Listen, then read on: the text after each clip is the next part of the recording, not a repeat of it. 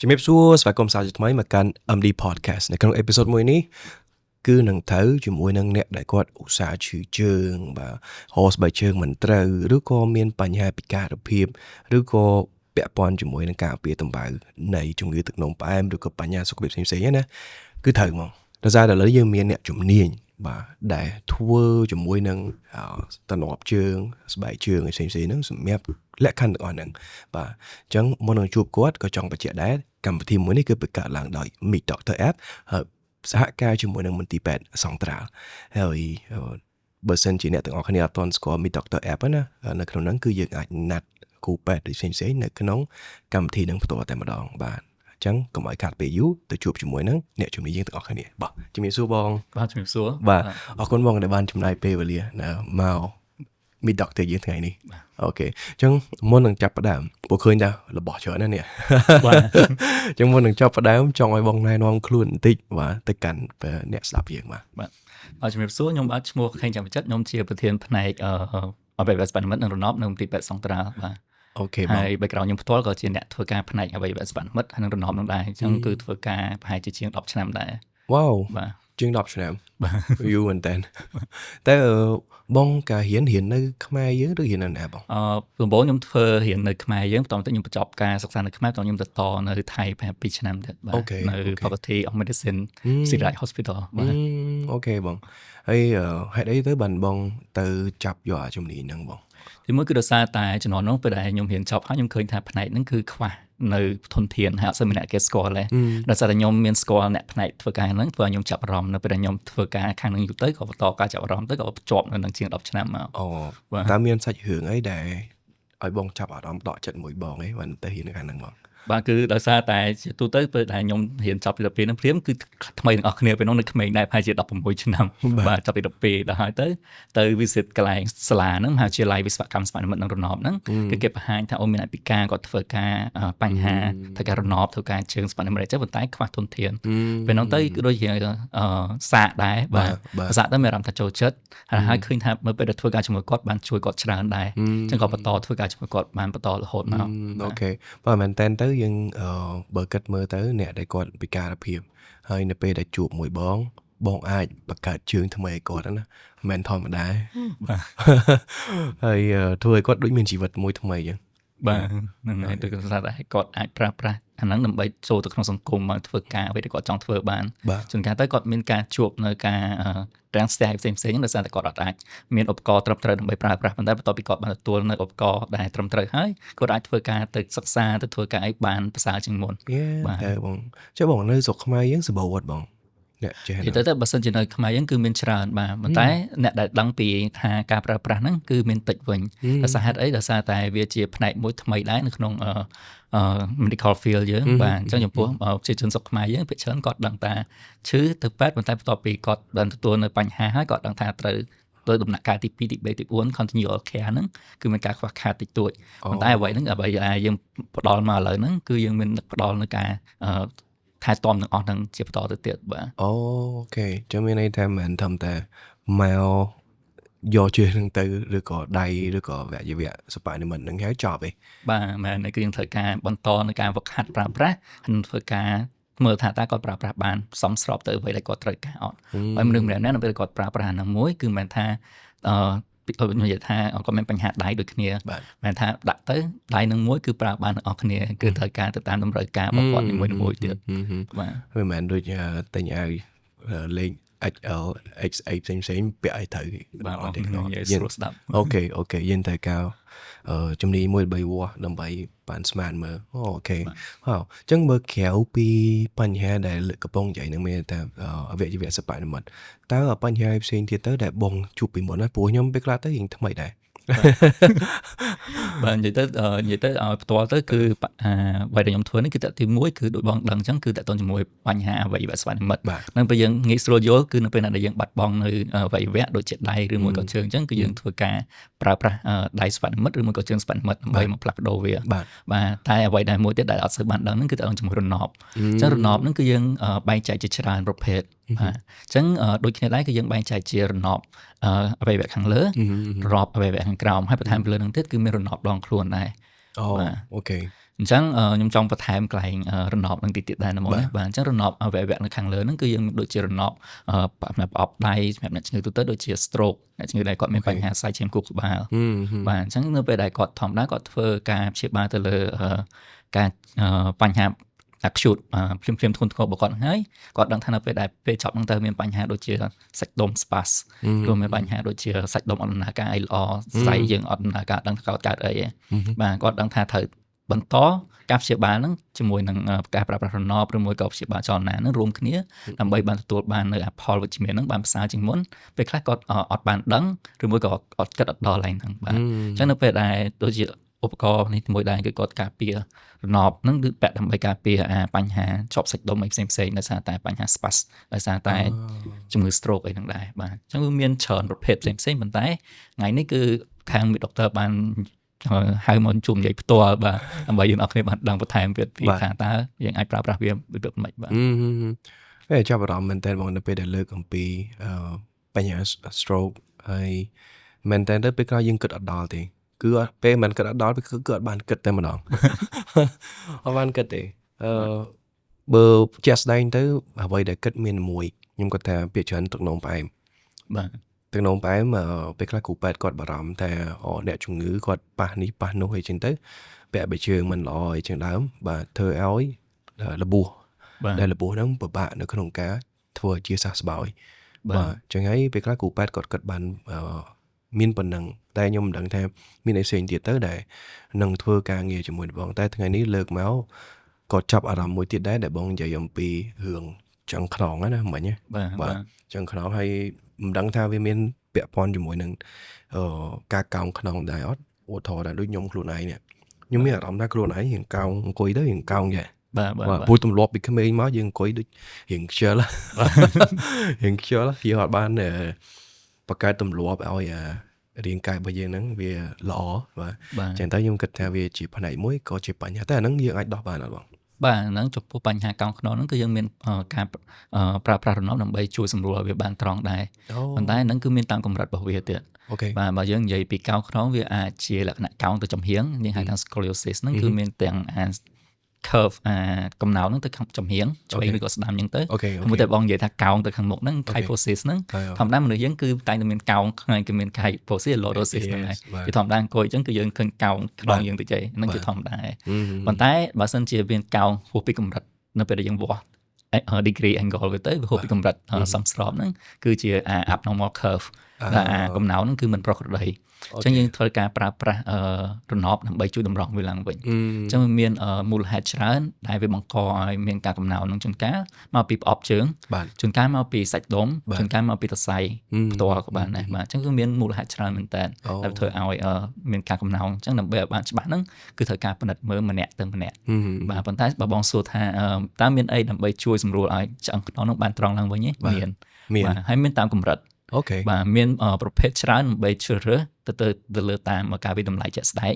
ហើយយើងធ្វើការប្រើប្រាស់វាក៏ទៅតាមការកំណោងជាក់ស្ដែងរបស់អ្នកជំងឺម្នាក់ៗផ្សេងៗគ្នាដែរបាទអូខេឧទាហរណ៍ដូចបើសិនជាខ្ញុំចង់ឲ្យខ្លួនខ្ញុំនេះត្រង់បាទតើវិធីសាស្ត្រខ្លះដែលយើងអាចធ្វើបានហើយកំណោងកម្រិតណាដែរដែលយើងគួរធ្វើណាបងមាន support បាទអញ្ចឹងទៅបើសិនជាឆ្លើយពីសំណួរទី2មកមុនបាទក្នុងកំណោងកម្រិតណាដែលយើងគួរធ្វើបាទអញ្ចឹងបើតាមអ្វីដែលយើងបានសិក្សាស្រាវជ្រាវហ្នឹងក៏នៅពេលកំណោងវាតិចជាង20ដឺក្រេអញ្ចឹងគឺយើងអត់ត្រូវការចាប់ផ្ដើមប្រើរណបទេប៉ុន្តែអ្វីដែលយើងត្រូវការធ្វើហ្នឹងគឺធ្វើការតាមដានឲ្យជាប់បាទបន្តមកគឺត្រូវការធ្វើលំហាត់ប្រាណជាមួយ exercise specific exercise មកពីខាងគ្រូពេទ្យព្យាបាលចលនាហើយនឹងធ្វើឆែកមើលតាមបន្តរហូតថាតើកំណោងហ្នឹងគឺមានការវិវត្តអត់ហើយវាអត់មានការវិវត្តទេគឺយើងនៅតែបន្តតាមដានតែបើសិនជាមានការវិវត្តលើសពី20ដឺក្រេទៅគឺត្រូវការប្រើប្រាស់រណបហើយបាទអូខេយល់បានបងចាំមេថាលក្ខខណ្ឌកំណោងមិនចេះទៅបងជួយធ្វើរណបមួយអត់ទេណាអត់ទេបាទទៅមកពិនិត្យឲ្យជាក់ស្ដែងអូខេហើយចំពោះរណបនឹងផ្ទាល់ខ្លួនបើសិនជាមានកំណោងខ្លះដូចជាគាត់ថាអង្គុយទៅវាមានអារម្មណ៍ថា slack មានអារម្មណ៍ថាកោងមកខាងមុខអញ្ចឹងបាទហ្នឹងគឺយើងអត់បាច់ប្រើប្រាស់រណបដែលមានរកថា invasive វាថាធំពេកទៅតាមពាក់ទៅម្បាក់អីគេអាចប្រើប្រាស់រណបលក្ខណៈជា strap ជាអីតាមបច្ចេកទេសទៅគេតាមអ្នកជំងឺមួយអ្នកខ្លះគាត់កោងដែរតែក្នុងកម្រិតមួយដែលគាត់អាចប្រើប្រាស់លក្ខណៈ strap បាទអ្នកខ្លះគាត់កោងដែរប៉ុន្តែ ប្រើស្រាប់គឺអត់មែនជោគជ័យគឺត្រូវប្រើលក្ខណៈថាធំជាងហ្នឹងបាទអញ្ចឹងគឺយើងត្រូវតាមកម្រិតរបស់វាមួយទៀតបាទបងមានដែរបងអា strap ហ្នឹងបាទមានទាំងអស់ មានដែរអូអូខេតែអាហ្នឹងយើងពាក់ពីក្នុងពាក់ពីក្រៅហ្នឹងធម្មតាយើងពាក់វាហើយតោះមកយើងពាក់អាវអញ្ចឹងមានថាស្រួលវាអត់ទៅរំខានខ្លាំងទេបាទទីមួយគឺងាយស្រួលក្នុងការប្រើប្រាស់អត់មានការរំខានទេបើមិនមានបញ្ហាហ្នឹងអញ្ចឹងយើងអាចជួយ correct posture យើងឲ្យបានល្អបាទការពារឆ្អឹងខ្នងយើងកុំឲ្យឈឺបាទនៅពេលណា posture យើងអត់ល្អគឺវាធ្វើឲ្យបញ្ហាឆ្អឹងខ្នងវាអាចគៀបបាទគៀបវាមានបញ្ហាច្រើនតទៅមុខទៀតបាទអញ្ចឹងគឺយើងអាចប្រើប្រាស់វាអញ្ចឹងហើយងាយស្រួលការប្រើប្រាស់បើសិនជាយើងប្រើប្រាស់ហ្នឹងហើយយើងធ្វើលំហាត់ប្រាណឲ្យបានល្អហើយយើងព្យាយាមកែនៅតម្រូវនៅទម្លាប់របស់យើងហ្នឹងយើងត្រូវការប្រើតាមរយៈប៉ុន្តែអ្នកខ្លះគាត់ត្រូវការប្រើរយៈពេលយូរជាងទៅតាមnature ដែលគាត់ប្រើប្រាស់នៅរណបហ្នឹងអូខេខ្ញុំកំពុងតែរកអាហ្នឹងផងឥឡូវសួរបងបន្ថែមតិចព្រោះពេលយើងពាក់អាហ្នឹងហើយតែយើងពាក់ជាប់ហ្មងឬក៏ពាក់ដោះបងអាហ្នឹងជា recommendation បើសិនជានៅពេលដែលចាប់ផ្ដើមពាក់ដំបូងគឺ23ម៉ោង23ម៉ោងបាទ23ម៉ោងអញ្ចឹងនៅក្នុងពេលរយៈពេល1ម៉ោងហ្នឹងគឺយើងធ្វើការសម្អាតខ្លួនងូតទឹកអីធម្មតាអញ្ចឹងបាទអញ្ចឹងនៅពេលដែលយើងពាក់ទៅគឺយើងត្រូវការជួយទាញវាអញ្ចឹងនៅពេលដែលយើងពាក់វាគឺដូចជាយើងពុតដើមឈើអញ្ចឹងបាទនៅពេលយើងពាក់វាកាន់តែបានកាន់តែច្រើនជួយពុតវាកាន់តែល្អមានប្រសិទ្ធភាពកាន់តែខ្ពស់បាទមែនតើហ្នឹងដូច brace យើងធ្វើពុតថ្មិញអីជាដើមបាទនិយាយទៅបើសិនជានិយាយអង់គ្លេសគឺ brace ដូចគ្នាមួយ body brace មួយ dental brace បាទអូខេចុះគេជួបបងបញ្ហាហ្នឹងច្រើនទេបង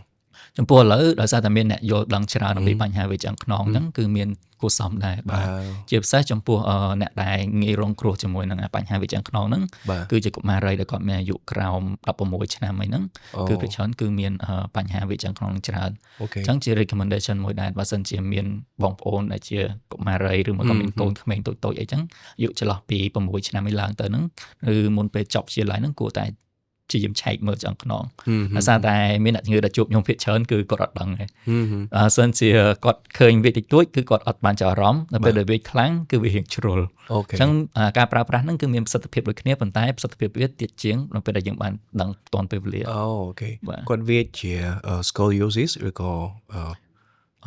កំណៅ kyphosis បងអញ្ចឹងធម្មតានៅពេលដែលគាត់មាន scoliosis ហ្នឹងគឺជា main focus យើងធម្មតាបើឃើញ kyphosis តិចតួចយើងអត់សូវ focus វាប៉ុន្តែបើសិនជាភាគច្រើនដែលខ្ញុំជួបហ្នឹងគឺមានរៀង scoliosis រៀងខ្លាំងបាទយល់ប៉ុន្តែនៅពេលដែលយើងមើលហ្នឹងតាមពិតទៅបើសិនជាយើងមើលបាន early detection ព្យាយាមមើលវាបានលឿនបាទតាន់ពេលវេលាអញ្ចឹងការប្រើប្រាស់ហ្នឹងគឺមានប្រសិទ្ធភាពខ្ពស់ហើយយើងប្រើប្រាស់ពេលវេលាតិចជាងបាទអញ្ចឹងបើខ្ញុំនិយាយរៀង technical ទីចុះបើសិនជាវានៅច្រើនជាង50 degree អាហ្នឹងគឺវារៀង late ដែរអញ្ចឹងបើសិនជាក្រោម50 degree អាហ្នឹងគឺជាចំណុចល្អមែនតើប៉ុន្តែភាគច្រើនគឺយើងអត់បានដឹងអត់បានចាប់អារម្មណ៍50 degree ដែលបងសំដៅហ្នឹងសំដៅទៅលើកន្លែងណាដែរបងយើងសំដៅទៅលើ cope angle យើងទៅលើនៅក្នុងឆ្អឹងកងយើងពីមួយក្លាក់ទៅមួយក្លាក់ហ្នឹងគឺវាត្រូវតែមាន alignment ត្រង់ត្រូវតែមានប្រយោជន៍ត្រង់អញ្ចឹងនៅពេលហ្នឹងគឺយើងមើល X-ray យើងមើល segment មួយតាមកំណើនឈប់គ្នាហ្នឹងប្រហែលដែរយល់បានបងអូខេអញ្ចឹងមែនតើទៅទៀមទា technical ដែរជួបមួយគូប៉ែតជួបអីដែរអូខេចុះមួយទៀតបងពេលដែលធ្វើហើយលទ្ធផលមិនដែរក្នុងរយៈពេលប៉ុណ្ណាទៅដែលគាត់អាចតម្រង់វាឲ្យបានមកល្អវិញបាទអញ្ចឹងគឺចម្លើយគឺ case by case ទៅបាទ case អូខេបាទដោយសារតែនៅពេលដែលយើងមើលហ្នឹងនៅលើកំណោនហ្នឹងគឺយើងមើលទាំងថាតើឆ្អឹងហ្នឹងលូតលាស់ក្នុងកម្រិតណាអញ្ចឹងនៅពេលដែលខ្ញុំនិយាយថានៅក្រោមជាឡាយហ្នឹងគឺយើងមើលទៅលើ picro គាត់នៅពេលដែលមនុស្សហ្នឹងគាត់កំពុងតែលូតលាស់ខ្លាំងមែនតើណាបាទពេលហ្នឹងគឺចាប់ផ្ដើមឃើញកោងខ្លាំងហើយអញ្ចឹងអ្នកដែលមកជួបខ្ញុំភាគច្រើនហ្នឹងគឺកុមារគាត់អាយុប្រហែលជា12ឆ្នាំអីហ្នឹងទំទងសបាប៉ុណ្ណឹងគឺគាត់ឃើញកោងនៅពេលដែលគាត់លូតកាន់ភ្លាមបាទចង់ហ្នឹងចាប់ដើមកោងលឿនមែនតើអញ្ចឹងប៉ាម៉ាក់គាត់ចាប់ដើមដឹងប៉ុន្តែនៅពេលហ្នឹងគឺវារៀងgood timing មិនតែវារៀង late តិចតែបើសិនជាយើងបានដឹងមុនហ្នឹងតិចបាទអញ្ចឹងគឺវាល្អជាងអញ្ចឹងនៅពេលដែលយើងមើលហ្នឹងគឺយើងមើលថាតើកំណោនគាត់ហ្នឹងលូតកម្លាំងប៉ុណ្ណាហើយនៅពេលដែលឆ្អឹងគាត់ដុះហ្នឹងគឺវាដុះបានចប់សពគ្រប់នៅអញ្ចឹងបើសិនជាវាអត់ទាន់ដោះចប់សពគ្រប់ទេអញ្ចឹង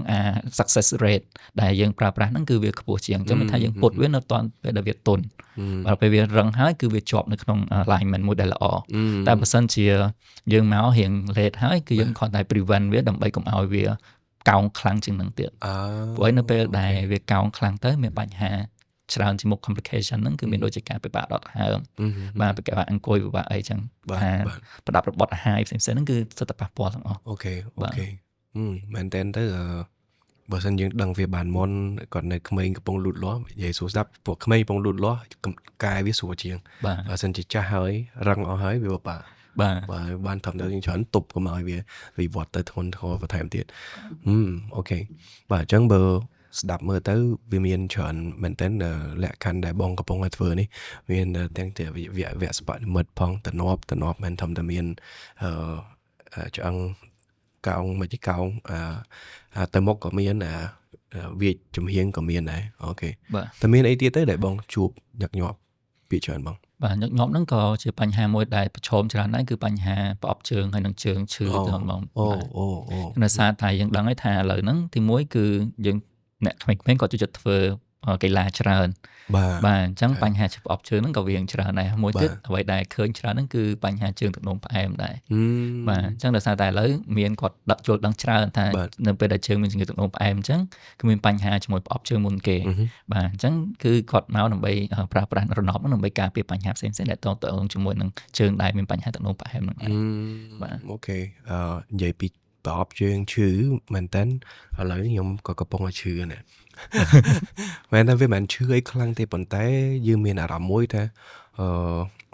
បាតជើងយើងនៅពេលដែលដោះតំណប់ចេញទៅឲ្យដើរមួយនឹងក្រូឬក៏អីធម្មតាវារៀងមានសម្ពាធឬក៏រៀងឈឺតិចបាទតិចអញ្ចឹងខ្ញុំគិតថាណាមួយដោយសារតែគីឡូរបស់ខ្ញុំបើគិត BMI ចូលដល់គីឡូធាត់ហើយក៏កំពុងតែព្យាយាមសម្រក់ដូចគ្នា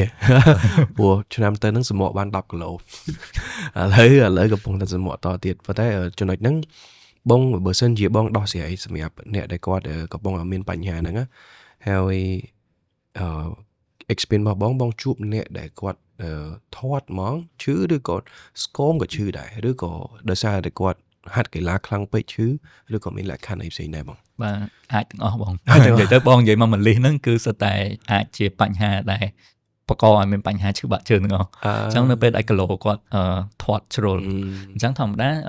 នៅពេលដែលយើងឈរទៅកម្លាំងដែលយើងទម្លាក់នៅបាតជើងយើងហ្នឹងគឺ 50% ទៅកែងជើង 50% មកកន្លែងball នេះបាទនៅកន្លែង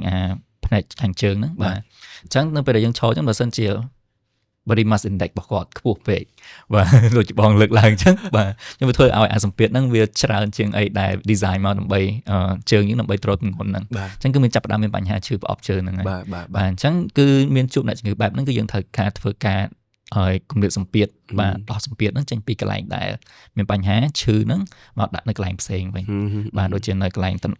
កំណោងជើងខាងក្នុងអីអញ្ចឹងទៅបាទអញ្ចឹងគឺអាចប្រើប្រាស់នៅឧបករណ៍ហ្នឹងដើម្បីជួយសម្រួលសម្ពាធហ្នឹងឲ្យជើងគាត់មានដើរបានឈរបានយូរជាងមុនបាទហើយចំពោះអ្នកដែលបងសួរថាបើសិនជាស្គមតែមានបញ្ហាឈឺជើងគាត់ក៏នៅតែមានអូនៅតែមានអញ្ចឹងមានបញ្ហាផ្សេងៗច្រើនមែនតើដែលអាចថាទោះបីគាត់ស្គមគាត់មានអ្នកខ្លះស្គមមែនប៉ុន្តែជើងគាត់មាន spurបាទដូចជាមានបញ្ហាដោះជើងដោះឆ្អឹងមកបាទมันផ្សំប្រកបជាមួយនឹងកន្លែងកែងជើងពីចឹងនៅកន្លែងកែងជើងហ្នឹងបាទអញ្ចឹងនៅពេលដែលគាត់ហ្នឹងគឺបីគាត់ស្គមក៏គាត់មានបញ្ហាឈឺកែងជើងហ្នឹងដែរបាទអញ្ចឹងក៏យើងមានបច្ចេកទេសក្នុងការធ្វើរណបបាត់ជើងហ្នឹងជូនគាត់ដែរអញ្ចឹងគឺពេលហ្នឹងគឺយើងប្រើប្រាស់ material ដែលទន់ហើយជាមួយនឹង depression អីផ្សេងៗហ្នឹងដើម្បីជួយដកសម្ពាធចេញពីកន្លែងហ្នឹងមួយប៉ុន្តែនៅតែអាចគាត់ឈរបានបើមិនជាអត់ទេគាត់នៅតែពេលគាត់ឈរភ្លាមចាប់ផ្ដើមឈឺកែងជើងភ្លាមបាទហ្នឹងហើយហើយបើមិនជានារីគាត់ចូលចិត្តប្រើប្រាស់ស្បែកជើងកែងអីផ្សេងបាទហ្នឹងគឺវាអាចបង្កឲ្យមាន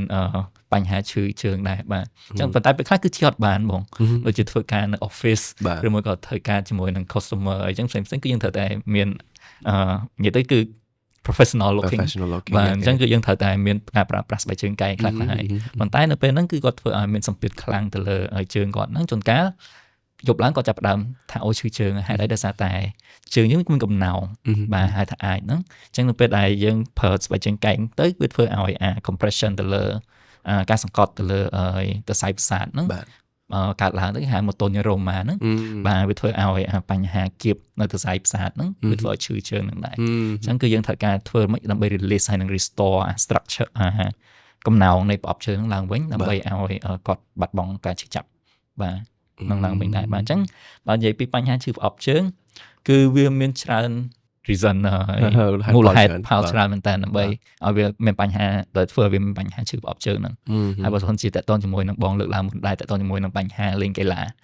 បាទហ្នឹងគេហៅថា overuse stress បាទអាហ្នឹងគេហៅថា stress អាហ្នឹងគឺយើងឃើញច្រើនមែនតើបាទជាមួយនឹង sport injury ហ្នឹងគឺអ្វីដែលយើងប្រើប្រាស់ហ្នឹងគឺយើងប្រើប្រាស់ stiff material ជាមួយនឹង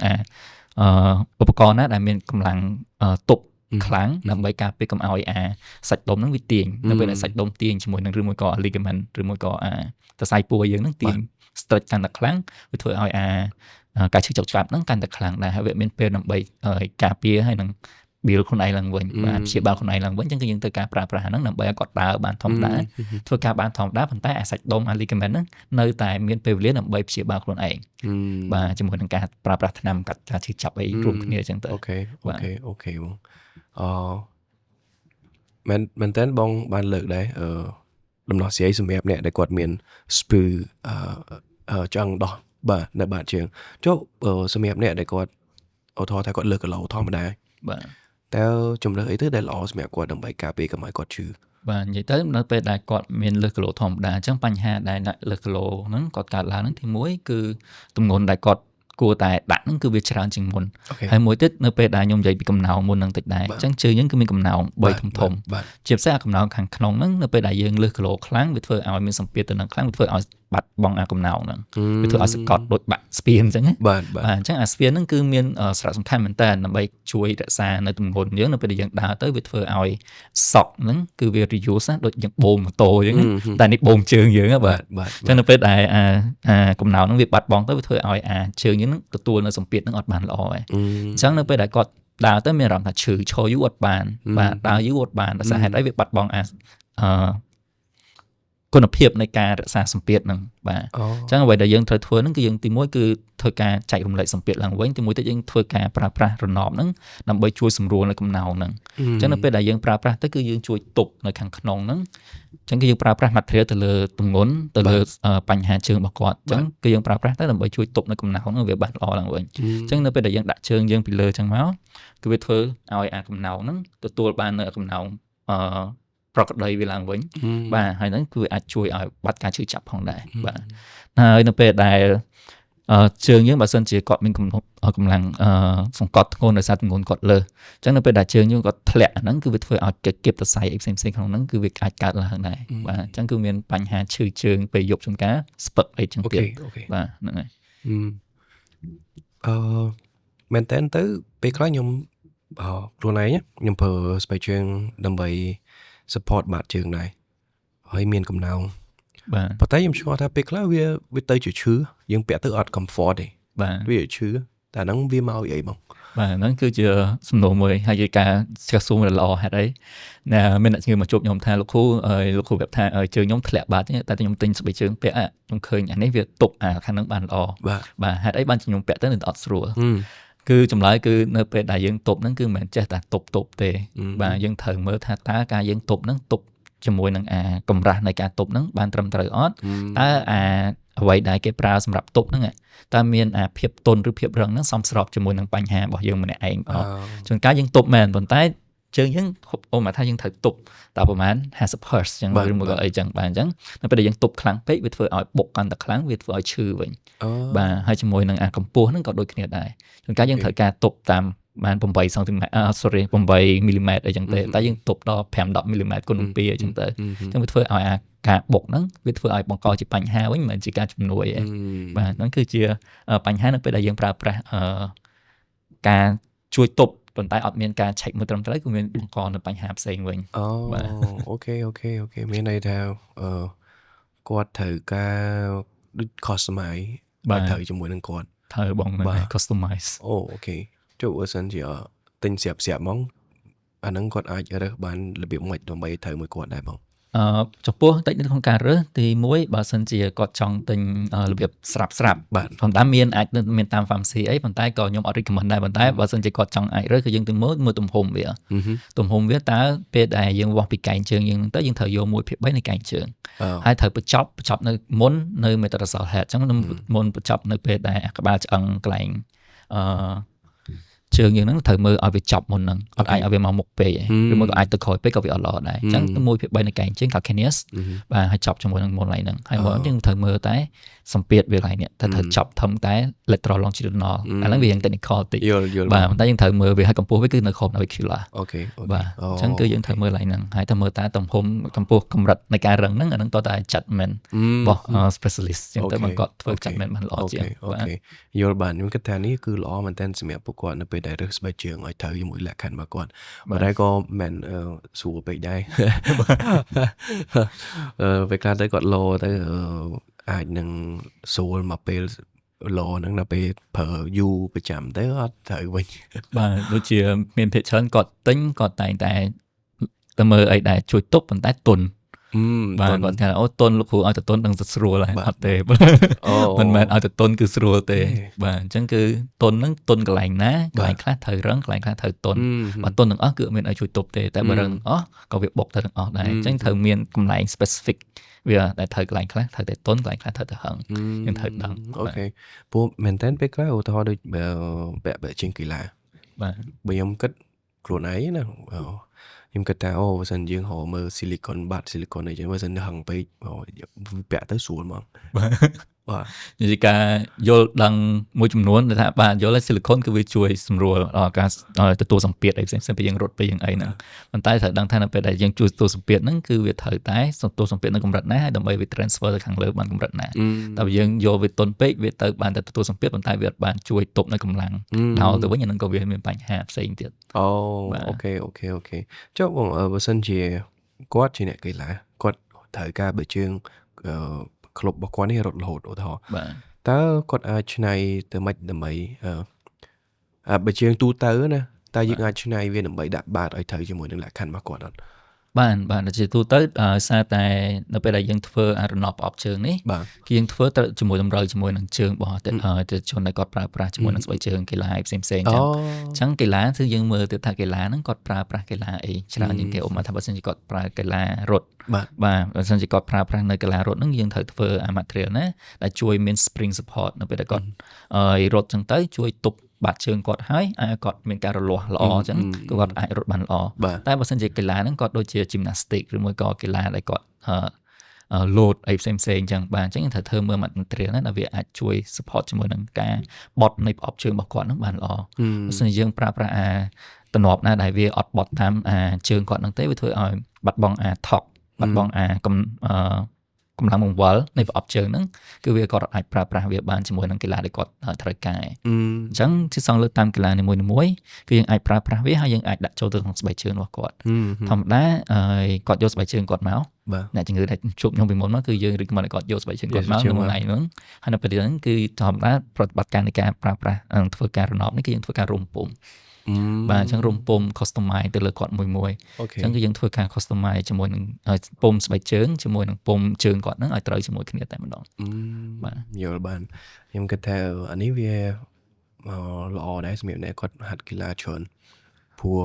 ប្រហែលជាគាត់អាចនឹងជួបបញ្ហាទាំងអស់ហ្នឹងច្រើនពីបងទៅពេលដែល customize គាត់ហើយដែលទទួលបាន feedback ពីពួកគាត់ទេបងបាទនិយាយទៅមានអ្នកមកប្រាប់វិញថាលោកគ្រូពេលដែលខ្ញុំអត់ទាន់បានពាក់ហ្នឹងគឺឈឺជើងដើរអត់រួចទេបាទដើរបានផ្លែមដល់ពេលពាក់ហ្នឹងបានដើរបានយូរជាងមុនស្រួលជាងមុនអញ្ចឹងណាបាទប៉ុន្តែក៏មានអ្នកយកទៅស្ងាត់ដែរអូខេយើងអត់ដឹងបាន feedback ដែរអូខេព្រោះហ្នឹងមើលគាត់ស្ងាត់មានន័យថាវាអាចនឹងអត់ទាន់ត្រូវគាត់ឬក៏មិនវាអាចថាអត់ត្រូវគាត់មួយទៀតអាចថាត្រូវគាត់ហើយគាត់បាត់ខ្លួនអូខេមែនតើទៅបើសិនជាគាត់ថាអត់ត្រូវគាត់មកផ្លាស់ប្ដូរវិញអាហ្នឹងដោយសារពេលខ្លះវាអាចមានទាំងអាចមានបងដោយសារតែពេលខ្លះទៅគាត់យកទៅអញ្ចឹងទៅគាត់ពាក់ទៅមានអារម្មណ៍ថាអត់សូវស្រួលប៉ុន្តែយើងយកមកវិញផ្លាស់មើលថាហេតុអីមិនគាត់អត់សូវស្រួលយើងយកមើលពីមូលហេតុថាហេតុអីមិនអត់សូវស្រួលជាងកៅកន្លែងយើងធ្វើឲ្យហ្នឹងគឺវាទន់ពេកអញ្ចឹងយើងធ្វើការ adjust តិចតួចដើម្បីឲ្យទួយទប់បានល្អជាងមុនបាទអញ្ចឹងគឺមានបាទមិនអត់ទេហើយជាពិសេសអ្នកដែលប្រើប្រាស់ហ្នឹងនៅក្នុងរយៈពេល2អាទិត្យដំបូងធម្មតាគាត់នឹងមានអារម្មណ៍ថាវាអត់សូវ comfort អត់សូវមានផាសុកភាពខ្លាំងជាមួយនឹងទំនាប់ថ្មីហ្នឹងឯងដោយសារតែមានអីធម្មតាគឺដើរអត់ដែរមានអី support សោះតាមទៅយើងដាក់ចូលទៅមានអ្វីដែល support ជួយ support គាត់ខ្លះអញ្ចឹងនៅពេលដែលគាត់មកវិញភាគច្រើនក្នុងអំឡុងពេល2អាទិត្យហ្នឹងឯងតែយើងក៏បានប្រាប់គាត់ដែរថាបងនៅពេលដែលគាត់ប្រើប្រាស់ហ្នឹងទៅ គាត់អាចមានបញ្ហាថាមានអារម្មណ៍ថាវាជួយកលអីខ្លះអញ្ចឹងហ្នឹងអញ្ចឹងគាត់អាចអញ្ជើញមកវិញបានអញ្ចឹងយើងមើលទៅថាតើវាពិតជាបញ្ហាមកពីទំនាប់យើងមែនឬមួយក៏ជាអារម្មណ៍យើងត្រូវមើលពិនិត្យមើលឡើងហ្នឹងទៀតបើសិនជាបញ្ហាអារម្មណ៍ទេយើងឲ្យគាត់ធ្វើការ get used to it បាទឲ្យវាគាត់មានអារម្មណ៍ថាសមជាមួយវាសិនហើយចាំគាត់អញ្ជើញមកវិញម្ដងទៀតច្រើនដល់ពេលគាត់សមមួយវាហើយគាត់នឹងមានអារម្មណ៍ថាអត់ប្រើប្រាស់វាគឺអត់ស្រួលវិញយល់បានមែនតើស្តៀងខំពុំថ្មិញពេលយើងប៉ះថ្មិញវាអីជាដើមបាទយើងដាក់ថ្មិញឲ្យវាត្រូវញ៉ាំអត់ត្រូវទេញ៉ាំទៅពីទៅអត់សូវល្អហើយបាទបើសិនអ្នកដែលគាត់អាសាជួយថ្មិញហ្នឹងគាត់អាចនឹងយល់ពី process ហ្នឹងបានអូខេបងយល់បានអញ្ចឹងយើងជជែកគ្នាច្រើនដែរពាក់ព័ន្ធជាមួយនឹងចង់ខ្នងពាក់ព័ន្ធមួយនឹងជើងតែជើងមិនយើងនិយាយអំពីអ្នកថតយើងនិយាយអំពីអ្នកស្គមអ្នកកីឡាតែនៅសល់មួយចំណុចទៀតអ្នកដែលគាត់ទឹកនោមផ្អែមបាទទឹកនោមផ្អែមគាត់ការពាររបៀបម៉េចបងតើ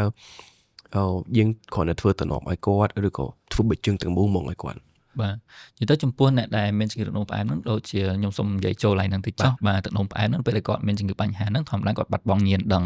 ទៅលើជើងហ្នឹងហើយតទៅទៀតប្រដាប់របត់ឈាមអីផ្សេងៗខ្សែឈាមផ្សេងៗហ្នឹងគឺមានខូចបញ្ហាប៉ះពាល់គឺទៅលើជើងហ្នឹងមុនគេបាទអញ្ចឹងនៅពេលដែលគាត់បាត់បង់បញ្ហាចម្បងហ្នឹងនៅពេលដែលអ្នកជំងឺទឹកនោមផ្អែមហ្នឹងគេតែនិយាយគេថាកាត់ទឹកនោមផ្អែមកាត់ជើងចង់និយាយថាកាត់ជើងឆ្វេងជើងស្ដាំយូរមង្គលបាទហ្នឹងគឺដោយសារតែគាត់បាត់បង់ញៀនដឹងហ្នឹងអញ្ចឹងដើម្បីការពារគាត់កុំឲ្យការដល់ថ្នាក់បាត់បង់ជើងដល់កាត់ជើងទី1បញ្ហាទី1គឺបាត់ដុតឈាមទី1ទៀតគឺបញ្ហា infection ដែលជាបញ្ហានាំមុខនៅក្នុងការកាត់ជើងហ្នឹងបាទអញ្ចឹងដើម្បីការពារមួយដែលយើងអាចប្រើប្រាស់រណបហ្នឹងគឺយើងការពារកុំឲ្យមាន infection កុំឲ្យមានតបៅបាទអញ្ចឹងអ្វីដែលយើងធ្វើសំខាន់ហ្នឹងទី1គឺគាត់ត្រូវចេះពីការមើលថែទាំជើងគាត់ទី1ទៀតគឺយើងប្រើប្រាស់នៅរណបហើយជាមួយនឹងស្បែកជើងពិសេសដើម្បីការពារកុំឲ្យប្រអប់ជើងគាត់ហ្នឹងកើតមានដំបៅនៅពេលដែលមានកើតមានដំបៅគឺវាងាយស្រួលក្នុងការកាត់infection ហ្នឹងគឺវាធ្វើឲ្យមានមេរោគហ្នឹងចូលទៅក្នុងជើងធ្វើទៅកាត់បានបាទអញ្ចឹងយើងប្រើប្រាស់រណបហ្នឹងគឺយើងមានប្រើប្រាស់នៅ material ផ្សេងៗគ្នាទៅលើប្រភេទជើងរបស់គាត់អញ្ចឹងទៅពេលគាត់មកអញ្ចឹងយើងមើលថាតើជើងរបស់គាត់ហ្នឹងតម្រូវទៅលើ material បែបណាទីមួយគឺយើងទៅមើលទៅជើងគាត់ហ្នឹងមានបញ្ហាអីអត់ជួនកាលជើងជំងឺទឹកនោមផ្អែមគាត់អត់មានអីច្រើនទេមានតែលក្ខណៈថាស្បែក callus អីធម្មតាអញ្ចឹងប៉ុន្តែនៅពេលដែលគាត់ដើរជាមួយនឹងអាហ្នឹងយូរទៅវាធ្វើឲ្យមានសម្ពាធទៅគើងសាច់ទុននៅខាងក្នុងវាធ្វើឲ្យមានតបៅពីក្នុងហូរមកពីក្រៅវិញក៏មានដែរបាទដោយសារតែបាត់បង់នៅឈាមដែលយើងគាត់ផ្គង់នៅកន្លែងហ្នឹងគឺវាជួនកាលតបៅនៅពីលើអញ្ចឹងអត់ឃើញតែខាងក្នុងមានបាទអញ្ចឹងគឺវាស៊ីក្នុងពីក្នុងមកវិញអញ្ចឹងអ្វីដែលយើងធ្វើហ្នឹងគឺយើងធ្វើតំណប់ជើងពិសេសហ្នឹងដើម្បីទប់នៅសម្ពាធដោះលែងនៅសម្ពាធនៅក្នុងកន្លែងដែលមានបញ្ហាហ្នឹងទៅកន្លែងផ្សេងឲ្យកន្លែងដែលយើងមានបញ្ហាហ្នឹងមានពេលដើម្បីឲ្យវាមានពេលជួយខ្លួនឯងrebuild tissue ទាំងអស់ហ្នឹងឡើងវិញបាទអញ្ចឹងគឺវាធ្វើការបែបហ្នឹងហើយមួយទៀតគឺជាមួយនឹងស្បែកជើងពិសេសសម្រាប់ជំងឺទឹកនោមផ្អែមហ្នឹងស្បែកជើងហ្នឹងមានលក្ខណៈពិសេសយ៉ាងណាដែរគឺវាមានលក្ខណៈពិសេសខាងក្នុងហ្នឹងស្បែកជើងយើងទូទៅគឺវាមានឡាញគឺមានខ្សែដែលគេភ្ជាប់គ្នានៅខាងក្នុងហ្នឹងប៉ុន្តែចំពោះស្បែកជើងទឹកនោមពិសេសទឹកនោមផ្អែមហ្នឹងគឺយើងប្រើប្រាស់ material ដែលពិសេសមួយដើម្បីreduce shear force ហើយជាមួយនឹងកុំឲ្យមាន line នៅខាងក្នុងអញ្ចឹងវាធ្វើឲ្យកម្រិត risk ដែលមានបញ្ហាតបៅនៅលើជើងហ្នឹងមានទាបមែនតើហើយបីជើងយើងទូទៅគឺទំរហុំរាងជើងរបស់វាផ្ទាល់គឺធម្មតាគឺមានបញ្ហា squeeze ប្រអប់ជើងធម្មតាបើសិនជាគាត់ចូលចិត្តពាក់បីជើងណាដែលរៀងមើលទៅរៀងស្អាតបាទអញ្ចឹងគឺមានបញ្ហា squeeze ប្រអប់ជើងហ្នឹងគឺធ្វើឲ្យបញ្ហាជាមួយនឹងជើងហ្នឹងងាយស្រួលនឹងការកើតបញ្ហាតម្បៅផ្សេងៗដែរអញ្ចឹងអាចទឹកនោមដូចជើងទឹកនោមផ្អែមហ្នឹងគឺមានថូបុកហ្នឹងបានល្អត្រឹមត្រូវដើម្បីជួយការពារកុំឲ្យមានបញ្ហាហ្នឹងហើយជាមួយនឹងតំណប់ខាងក្រៅទៅក៏ដូចគ្នាដែរគឺទុនខាងក្នុងខាងក្រៅគឺរឹងដើម្បី protect គាត់កុំឲ្យមានបញ្ហាផ្សេងៗបាទអញ្ចឹងហ្នឹងគឺមានច្រើនចំណុចដើម្បីឲ្យយើងដឹងថាតើស្បែកជើងទឹកនោមផ្អែមហ្នឹងចំពោះអ្នកជំងឺឬមួយក៏អ៊ំពូមីងណាហ្នឹងគាត់ត្រូវការប្រើប្រាស់ប្រភេទណាដែរបាទយល់បានបងនិយាយទៅមានម៉ូដស្អាតៗដែរបងឯងមានម៉ូដឲ្យជ្រើសរើសដែរបាទមានពណ៌មានម៉ូដឲ្យរើសដែរអូខេលយមែនតើមែនតើវាជាផ្នែកមួយនៃ fashion ដែរគាត់ពាក់ទៅគាត់សប្បាយចិត្តខ្លួនគាត់ដែរហើយឥឡូវយើងទៅចែកបានដល់ជើងទឹកនោមផ្អែមចុះអ្នកដែលពេលខ្លះគាត់មានស្លាកបញ្ហាស្លាកនៅនឹងមេជើងអីជាដើម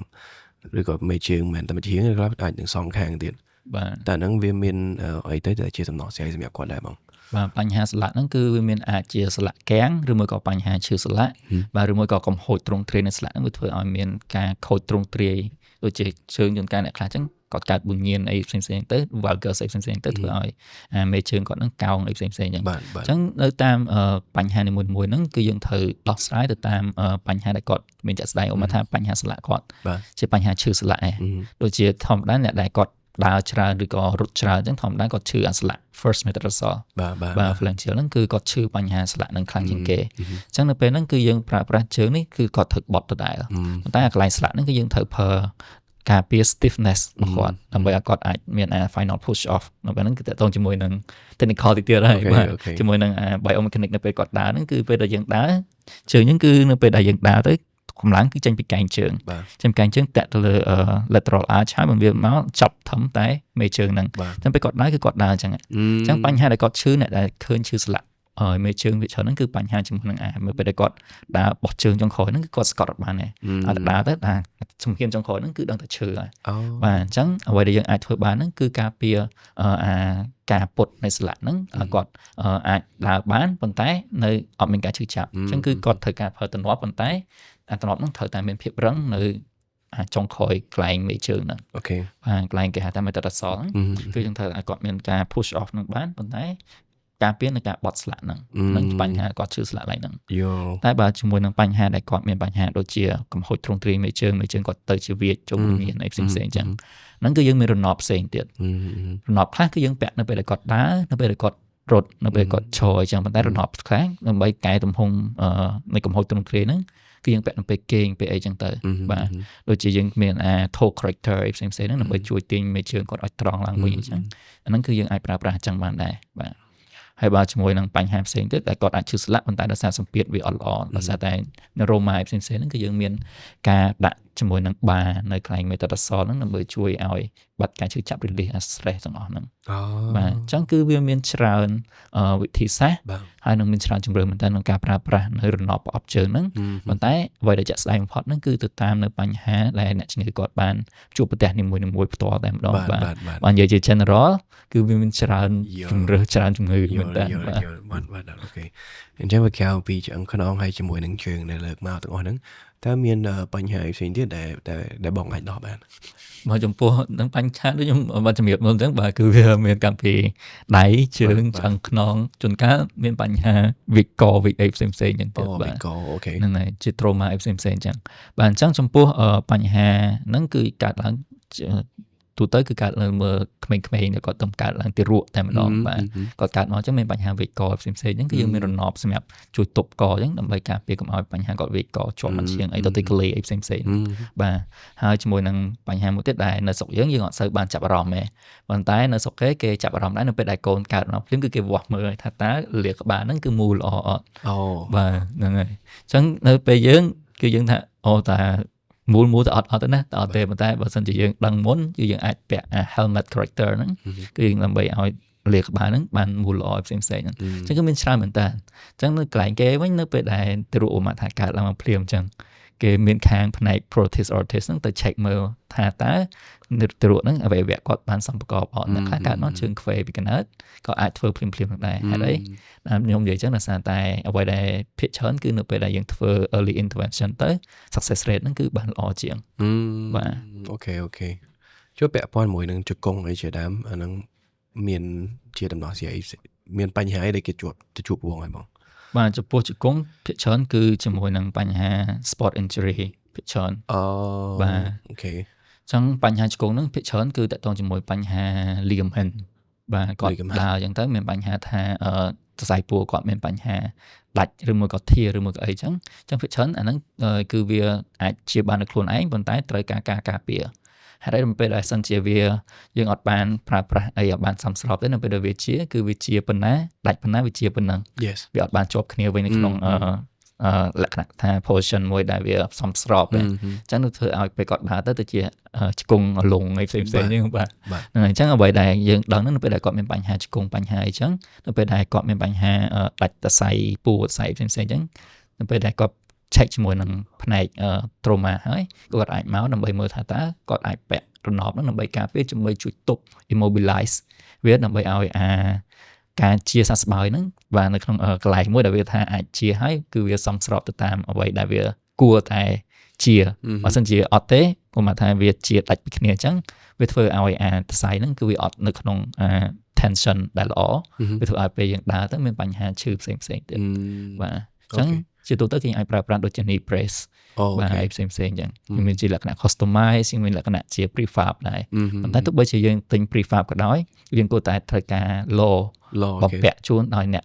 គាត់មានជំនាញច្បាស់លាស់ជួនកាលយើងត្រូវទប់ខាងឆ្វេងដើម្បីយើងទិញពីកន្លែងគេលក់មកយើងទប់ខាងស្ដាំវិញទៅជួយទាញខាងឆ្វេងហ្នឹងគាត់ទៅយឺតគាត់ទៅមានបញ្ហាជាងមុនទៀតអញ្ចឹងទោះបីជាយើងដឹងថាអូខេអាហ្នឹងគឺយើងត្រូវពាក់ចឹងប៉ុន្តែយល់ល្អគួរតែជួបមកពិគ្រោះដើម្បីឲ្យដឹងថាការពាក់និងការប្រើប្រាស់ហ្នឹងពិតជាសមស្របជាមួយនឹងបញ្ហាដែលយើងមានទាំងអស់បាទអូខេយល់បានបងអញ្ចឹងមែនតើទៅបញ្ហាបើសិនជាបងថាដល់ថ្នាក់របួសទៅសរសៃពួរជង្គង់មានតែ process អ្នកជំងឺមួយហ្នឹងជាធម្មតាគាត់ទៅជួបខាងគូពេទ្យវេកាត់ខាងសរសៃពួរឲ្យមុនគេបាទអញ្ចឹងគាត់ឲ្យណែនាំឲ្យផ្សេងៗហើយអ្វីដែលសំខាន់ជាងគេបំផុតនោះគឺពាក់ព័ន្ធជាមួយនឹងការដាក់ brace ដាក់គេហៅប្រដាប់រំជង្គង់របស់គាត់ហ្នឹងឯងបាទចូលទៅគាត់ទៅទិញខ្លួនឯងខុសដូចបងថាមិញទៅជាហែកទៅវិញថែមទៀតបាទហ្នឹងហើយបើសិនជាយើងប្រើប្រាស់បានល្អវានឹងជួយឲ្យវាមានគុណភាពល្អជាងមុនប៉ុន្តែបើសិនជាយើងប្រើប្រាស់វាអត់បានត្រឹមត្រូវទេវាធ្វើឲ្យបញ្ហាហ្នឹងហត់តាពិបាកជាងមុនទៀតបាទហើយនៅក្នុងអ្វីដែលបងកំពុងធ្វើទាំងអស់នេះឧទាហរណ៍ដូចពាក់ព័ន្ធជាមួយនឹងការដាក់ brace យើងហៅរណបបងឯងបាទរណបឧទាហរណ៍ថាយើងធ្វើមួយសម្រាប់កូនក្មេងដើម្បីឲ្យត្រង់តើពួកគាត់មានភាពលំបាកទេហើយជាទូទៅពួកគាត់មានន័យថាគាត់ចូលរួមជាមួយនឹងបងដើម្បីព្យាយាមកែនឹងអត់បងបាទដូចជានេះសំណួរល្អមួយទៀតដែរហេតុអីដោយសារតែនៅពេលដែលអ្នកជំងឺគាត់មកប្រើប្រាស់ជាពិសេសរណបដងខ្លួនដូចបងបានកាន់ហ្នឹងបាទហ្នឹងគឺប្រើប្រាស់ជាទូទៅចំពោះកុមារដែលគាត់មានបញ្ហាវាចឹងខ្នងនៅពេលដែលខ្ញុំនិយាយថាកុមារអញ្ចឹងនៅពេលដែលយើងបញ្យល់គាត់ទៅគាត់យល់បានខ្លះនៅពេលខ្លះទៅគាត់សើបានយល់ហើយគាត់យល់មកពេលហ្នឹងគាត់បាទលោកគ្រូអីចឹងទៅប៉ុន្តែឆាលោកគ្រូអញ្ចឹងទៅប៉ុន្តែដល់ពេលទៅផ្ទះមែនតើគឺគាត់អត់ចង់ពាក់មាន case ដែលយើងមាន success ដោយសារតែអ្នកផ្ទះគាត់បានចូលរួមបានជោគជ័យល្អបាទអញ្ចឹងនៅពេលដែលគាត់ប្រើប្រាស់ហើយគាត់យកមកវិញអញ្ចឹងនៅពេលហ្នឹងក្នុងអាទិត្យដំបូងគាត់ message តាម Telegram យើងលោកគ្រូហើយកូនខ្ញុំពាក់ទៅអត់សូវស្រួលទេអញ្ចឹងយើងអាចមកអញ្ចឹងយើងពង្រៀនឲ្យគាត់ពាក់អញ្ចឹងប៉ុន្តែយើងប្រាប់គាត់វិញតែម្ដងថានៅពេលដែលខ្ញុំធ្វើឲ្យទោះបីជាវាល្អអាចជួយទប់កម្រងមែនប៉ុន្តែដើម្បីឲ្យវាមានប្រសិទ្ធភាពខ្ពស់គឺបងជាអ្នកដែលនៅជាមួយគាត់ផ្ទាល់ហ្នឹងត្រូវតែជាអ្នកចូលរួមបាទដិតដល់ជាងដើម្បីឲ្យគាត់ថងថាការប្រើប្រាស់ហ្នឹងមានសារៈសំខាន់បើសិនជាយើងជាអ្នកធ្វើឲ្យគាត់ធ្វើបានល្អមែនប៉ុន្តែយកទៅគាត់អត់បានប្រើប្រាស់ផ្ទាល់ជាមួយនឹងក្រុមគ្រួសារគាត់អត់សូវបានជួយនិយាយទៅគឺអត់បានសូវជួយរំលឹកទឹកចិត្តឲ្យគាត់បានប្រើប្រាស់អញ្ចឹងគឺវាអា success rate ហ្នឹងគឺនៅតែអត់មានអញ្ចឹងបាទរបស់ល្អតែអត់ប្រើគឺអត់កើតទេបាទអញ្ចឹងគឺអ្វីដែលសំខាន់បំផុតហ្នឹងគឺក្រុមគ្រួសារពុកម្ដាយរបស់គាត់ផ្ទាល់ហ្នឹងគាត់បានជួយប្រាប់ណែនាំថាអូត្រូវតែប្រើត្រូវតែអីហ្នឹងទៅអញ្ចឹងនៅពេលហើយឆ្អឹងខ្នងគឺហ្នឹងគឺបានត្រង់ល្អវិញបាទហ្នឹងគឺមានcase ដែលយើងមានភាពជោគជ័យអញ្ចឹងប៉ុន្តែក៏មាន case មួយដែលគាត់ថាយកទៅប៉ុន្តែគាត់បានប្រើប្រាស់បានដល់អញ្ចឹងនៅពេលដែលគាត់ត្រឡប់មកវិញធ្វើការតាមដានបន្តយើងឃើញថាកំណៅហ្នឹងគឺវាមានការផ្លាស់ប្ដូរតិចអញ្ចឹងយើងបានសួរគាត់បងតើយកទៅមានបានប្រើប្រាស់ថាអូឡើងអូនយំច្រើនពេកអត់បានឲ្យអូនប្រើជាប់អញ្ចឹងគឺយើងបានប្រាប់គាត់វិញថាបងគួរតែឲ្យអូនបានប្រើប្រាស់វាហើយនៅពេលហើយវាចាប់ផ្ដើមស៊ាំយើងត្រូវចាំថាអ្វីក៏ដោយបើសិនជាវាថ្មីប្រើប្រាស់ទៅគឺអត់ស៊ាំទេយើងត្រូវការប្រើប្រាស់ពេលវេលាដើម្បីឲ្យគាត់ស៊ាំជាមួយវាប៉ុន្តែនៅពេលដែលយើងបានប្រើប្រាស់ហ្នឹងបើសិនជាយើងអត់បានឲ្យគាត់ប្រើប្រាស់ជាប់ទេគឺវាអាចចេះជាស៊ាំបានដែរបាទអញ្ចឹងយើងត្រូវតែជំរុញទឹកចិត្តគាត់ពីពុកម្ដាយអ្នកដែលជំនាញខ្លួនបានច្រើនមែនតើបាទអូខេអញ្ចឹងមែនតើទៅព្រោះគ្រាន់តែឃើញអញ្ចឹងវាពេលខ្លះវារៀងបបាក់ដែរមើលទៅថាវារឹងផងបាទហើយវាត្រូវពាក់ពីក្រៅគាត់ផងចឹងគាត់ពេលខ្លះគាត់មើលឃើញខ្លួនឯងជាអ្វីមួយផ្សេងបាទចឹងឥឡូវបើសិនជាយើងមានរូបផ្សេងៗចឹងនៅលើនេះយើងមានរូបចឹងប៉ុន្តែតាមពិតទៅនៅពេលដែលគាត់មកចឹងគឺយើងមានអីដែលគាត់ជ្រើសរើសគាត់ជំរឿនគាត់បាទចឹងគឺគាត់អាចក្មេងៗគាត់ចូលចិត្តដែរពេលខ្លះបាទអ្នកខ្លះចូលចិត្តតុក្កតានេះអ្នកខ្លះចូលចិត្តតុក្កតានោះចឹងទៅគឺគាត់ Spider-Man អីចឹងគាត់ស្បាយចិត្តក្នុងការពាក់ហ្នឹងដែរតាក់ទាញតិចអូខេបាទល្អមែនតើ ចេះបានច្រើនហើយប៉ុន្តែខ្ញុំចង់ផ្សារភ្ជាប់ទៅខាងបញ្ហា stroke មិនតិចទៀតបងព្រោះមុនហ្នឹងបងលើកអំពី stroke ដែលមានខ្លះទៅគាត់ជាប់សរសៃប្រវត្តិទាញជាដើមធ្វើម៉េចឲ្យវាល្អជាងមុនតើលក្ខខណ្ឌ stroke មួយចំនួនដែលបងជួបណាពីមុនមកតើមានលក្ខខណ្ឌនេះគឺខ្លះទៅ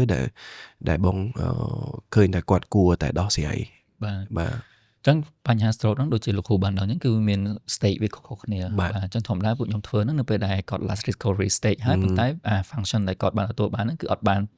ពេញលេញឡើងវិញចឹងអ្នកខ្លះគាត់ទៅផ្ទះវិញពេលហ្នឹងថាអូអាហ្នឹងឲ្យព្យាបាលអស់ហើយបានប៉ុណ្ណឹងបងហ្នឹងហើយពូមេងជើញបានប៉ុណ្ណឹងបាទអាចជួយដើរអីបានពិបាកក្នុងការដើរអញ្ចឹងធម្មតាបើសិនជាយើងនិយាយថាជំងឺ stroke ធម្មតាទូទៅដាច់សាច់ឈាមគឺយើងឃើញpattern មួយដែលយើងតែឃើញគឺ hemiplegia ហ្នឹងបាទចឹងគឺមានបញ្ហាធ្លាក់បបជើងបញ្ហាខ្វែដៃអីចឹងទៅបាទចឹងអ្វីដែលយើងអាចជួបច្រើនតែខ្ញុំធ្វើការជាមួយគាត់បានដិតដល់ហ្នឹងគឺបញ្ហាដំណើរ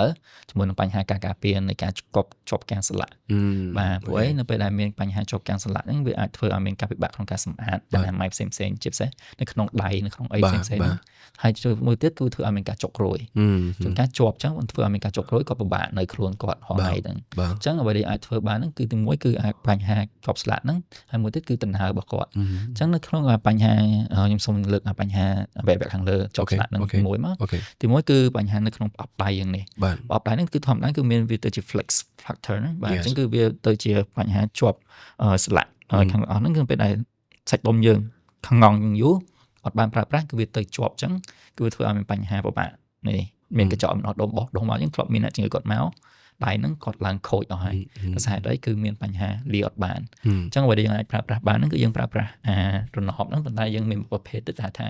resting orthosis អញ្ចឹងគឺយើងអាចធ្វើគាត់ហ្នឹងមានបញ្ហាទប់អញ្ចឹងដើម្បីកុំឲ្យគាត់មានបញ្ហាញាក់ហើយធ្វើឲ្យសាច់ដុំរបស់គាត់ហ្នឹងមានការ relax បាទអាចប្រើប្រាស់បានអញ្ចឹងហើយបញ្ហាមួយទៀតហ្នឹងដែលអាសាឃើញគឺបញ្ហាធ្លាក់ស្លាក់ស្មាបាទ subluxation ឬ dislocation អីផ្សេងៗហ្នឹងដោយសារតែសាច់ដុំវាទាញកធាក់អញ្ចឹងយើងអាចប្រើប្រាស់shoulder sling តែជាមួយនឹងការការពារកុំឲ្យសាច់ដុំហ្នឹងវាទាញធ្វើឲ្យការឈូសស្លាក់ហ្នឹងដល់ពេលដែលការឈូសស្លាក់ហ្នឹងវាធ្វើឲ្យមានទាញទៅសាយអីផ្សេងៗអញ្ចឹងធ្វើឲ្យការឈឺចុកចាត់ឬក៏ស្ពឹកដៃជាងអីពីលើនឹងមួយជាន់ទៀតអញ្ចឹងហ្នឹងគឺការការពារដើម្បីកុំឲ្យមានបញ្ហាទាំងអស់ហ្នឹងកើតឡើងបាទហើយបូករួមជាមួយនឹងការធ្វើចលនាផ្សេងៗទៅគឺធ្វើឲ្យគុណភាពជីវិតរបស់គាត់ហ្នឹងមានភាពងាយស្រួលជាងមុនហើយចំពោះការដើរវិញអ្នកជំងឺភាគច្រើនគាត់មកជួបខ្ញុំគឺតើទៅជាមួយជើងគាត់ដែរនៅពេលដែលអ្នកជំងឺគាត់មានបញ្ហាstroke ហ្នឹងធម្មតាគាត់ដើរទៅធ្លាក់ប្រអប់ជើងតែពេលដើរទៅលើកជើងអត់រួចទេតែពេលដែលលើកជើងរួចអញ្ចឹងគាត់អត់សូវចូលចិត្តដើរអត់សូវចូលចិត្តដើរគឺធ្វើឲ្យជំងឺទាំងអស់ហ្នឹងហិតតែធ្ងន់ជាងមុនទៀតទាំងអារម្មណ៍ផ្លូវអារម្មណ៍បាទទាំងប្រដាប់របត់អីផ្សេងៗ digest អីផ្សេងៗគឺវាមានបញ្ហាទាំងអស់អញ្ចឹងអ្វីដែលយើងអាចជួយគាត់បានហ្នឹងគឺយើងប្រើប្រាស់ជាលក្ខណៈរណបកជើងបាទដើម្បីជួយការពារជើងហ្នឹងកុំឲ្យធ្លាក់អញ្ចឹងនៅពេលគាត់ដើរទៅគាត់ប្រើប្រាស់កម្លាំង energy expenditure ហ្នឹងទៅជាងអញ្ចឹងគឺ encourage គាត់ឲ្យបានដើរបានច្រើនជាងហើយកាត់បន្ថយនៃការដួលបាទហើយជាមួយទៀតគឺនៅពេលដែលគាត់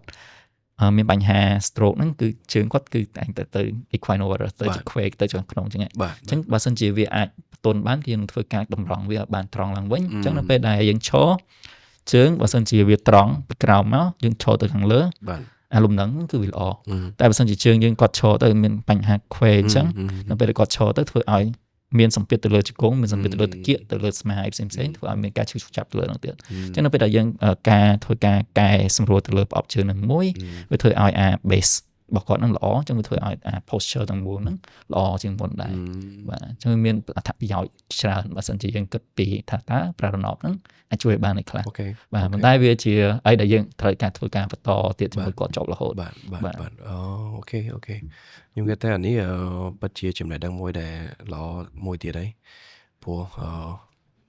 យើងឃើញថាភាគច្រើនបើសិនជាក្លែកទៅមើលអ្នកជំងឺទៅគាត់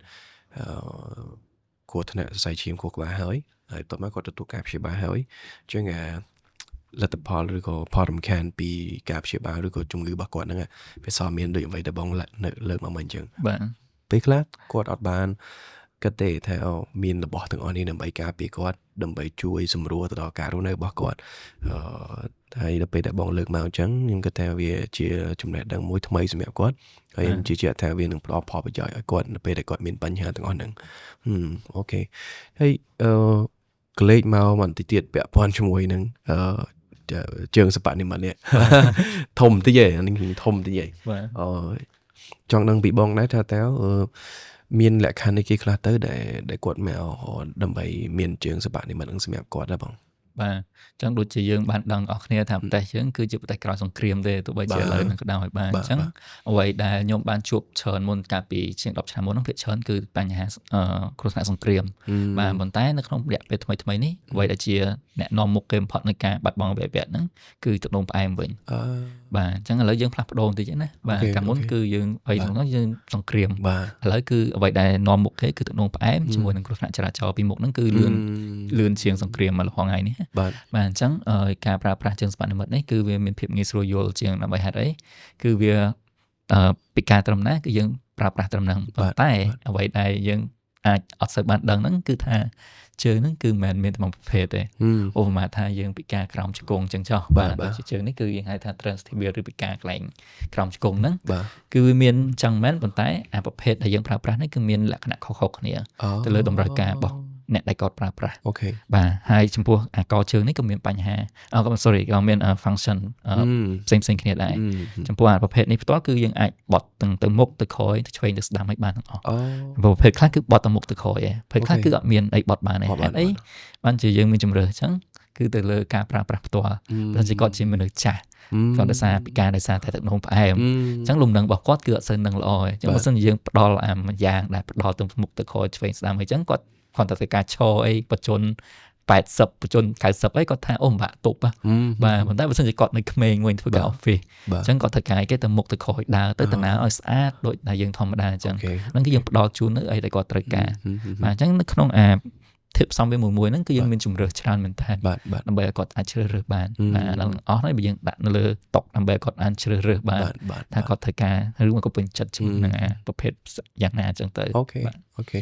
ហើយតាមពិតទៅការប្រភេទពិការនេះគឺមានច្រើនប្រភេទមានតាំងពីប្រអប់ជើងមានតាំងពីក្រោមជង្គង់លើជង្គង់អីឡើងដល់ខាងលើអញ្ចឹងទៅមានដៃមានអីអញ្ចឹងទៅហើយធម្មតាយើងបែងចែកវាចេញជាសម្រាប់សភនភាព cosmesis purpose ហើយជាមួយនឹង functional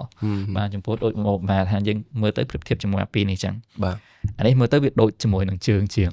បាទមួយនេះវាអត់សូវដូចទេប៉ុន្តែមួយនេះគឺយើងប្រើប្រាស់វាជាធម្មតាគឺដើម្បីមើលទៅឲ្យវាស្អាតបាទដល់ព្រោះមួយនេះគឺយើងមានប្រើប្រាស់ជាមួយនឹងការមើលទៅកែងជើងបត់ទៅខុសអីបានតាមចិត្តចឹងទៅបាទអញ្ចឹងគឺយើងអាចជ្រើសរើសទៅតាមអ្វីដែលគាត់តម្រូវការអ្នកខ្លះថាអត់អីលោកគ្រូឲ្យតែដើរស្រួលអត់សូវបានគិតពីសម្រស់អ្នកខ្លះថាអូលោកគ្រូឲ្យតែស្អាតបាទអញ្ចឹងទៅយល់មកឲ្យគាត់ចឹងដែរអូខេអូមែនតើវាគឺជារបស់មួយដែលផ្ដល់ក្តីសង្ឃឹមថ្មីទៅឲ្យអ្នកដែលគាត់ពិការបាទហើយយើងឃើញថាអ្នកខ្លះគាត់អត់ដឹងថាជំរើសនៅណាបាទហើយប្រើប្រាស់ជំរើសមួយដែលពេលខ្លះអាចពិបាកសម្រាប់គាត់មានតែគាត់រើសជំរើសដែលហឹងពេកសម្រាប់គាត់អីចឹងទៅមើលទៅអត់មានសព្វនភាពអីជាដើមបាទអញ្ចឹងឃើញតែមានជំរើសច្រើនក៏ជាផ្នែកមួយដែលល្អដែរជំងឺទឹកនោមផ្អែមដូចយើងដឹងហើយស្រាប់ឥឡូវនេះក៏កំពុងតែឡើងទៅខ្ពស់ដែរបាទហើយរដ្ឋាភិបាលក៏យើងឃើញថាគាត់យកចិត្តទុកដាក់ខ្ពស់ទៅលើការគ្រប់គ្រងហើយផ្ដល់ចំណេះដឹងជូនប្រជាពលរដ្ឋឲ្យបានយល់ហិតទៅច្បាស់ទៅលើបញ្ហានឹងផងដែរសង្ឃឹមថាបងប្អូនយើងនឹងមិនឈានទៅដល់ទាំងអស់ហ្នឹងទេបាទព្រោះអានេះមែនតើ version ជាយើងឈានទៅដល់នេះវាពិតជាលំបាកគ្រាន់តែថាយើងជាអ្នកដោះស្រាយផ្ដល់កាយភាពលំបាករបស់គាត់ហ្នឹងទៅជាស្រួលវិញបាទYes អូខេយើងឃើញមួយទៀតបងឧទាហរណ៍ដូចគាត់ពិការដៃតើមានឧបករណ៍អីដែលគាត់អាចបញ្ជាបានទេគាត់ពិការតែគាត់បញ្ជាបានណាមានបងយើងមាន robotic ហ្នឹងគឺយើងមានពាក់លក្ខណៈ sensor អូខេបាទអញ្ចឹងនៅក្នុងហ្នឹងគឺយើងមានពងដៃអញ្ចឹងមកអត់បានយកមកបង្ហាញផាច់ជាលើកក្រោយបាទអូខេហ្នឹងហើយគឺយើងមាន sensor ហ្នឹងគឺយើងអាចប្រើប្រាស់ជាមួយនឹង myoelectric sensor ហ្នឹងអញ្ចឹងនៅពេលគាត់អាចចាប់ក្តាប់លាអីបានអញ្ចឹងបាទគឺយើងប្រើថ្មបាទយើងអាចឆាច់អញ្ចឹងគឺយើងមានដូចគ្នាអញ្ចឹងគឺយើងអាចប្រើប្រាស់ប៉ុន្តែអ្វីដែលជា drawback មួយហ្នឹងគឺបើសិនជាយើងចង់បានលុកអានោះគឺមើលទៅវារៀងដូច robot តិចបាទប៉ុន្តែបើសិនជាតាក់ទងជាមួយនឹងលក្ខណៈ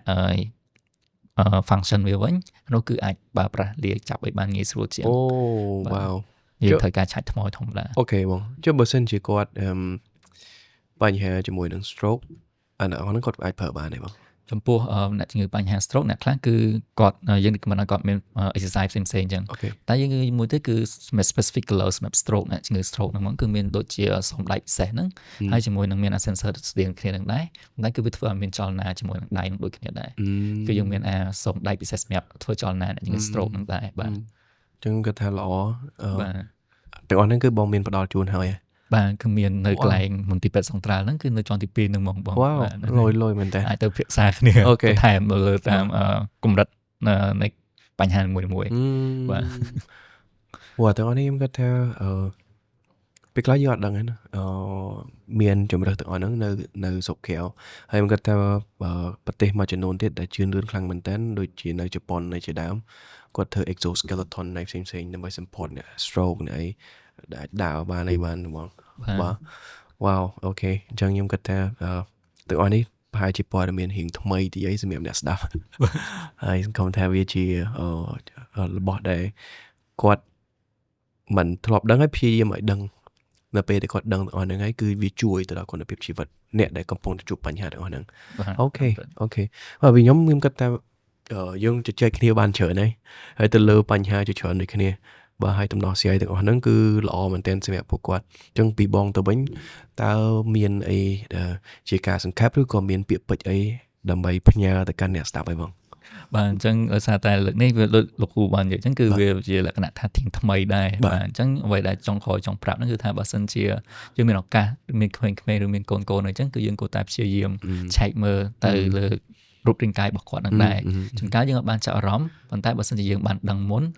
លទ្ធភាពនៃការធ្វើការជួយគាត់ហ្នឹងគឺបានល្អប្រសើរផងដែរបាទអញ្ចឹងគឺត្រូវតែដឹងឲ្យបានកាន់តែលឿនកាន់តែល្អអូខេបាទអរគុណបងមែនតើដែលចំណាយពេលវេលាបាទអញ្ចឹងសម្រាប់អ្នកដែលបានទស្សនាអេពីសូតមួយនេះរបស់ MD Podcast សង្ឃឹមថាទទួលបាននៅចំណេះដឹងមួយដែលថ្មីហើយចែករំលែកចំណេះដឹងទាំងអស់នេះទៅអ្នកដែលស្គាល់ឬក៏អ្នកដែលកំពុងតែជួបវិបត្តិទាំងអស់ហ្នឹងបងពីព្រោះទាំងអស់នេះដំណោះស្រាយទាំងអស់នេះមែនតើទៅมันមាន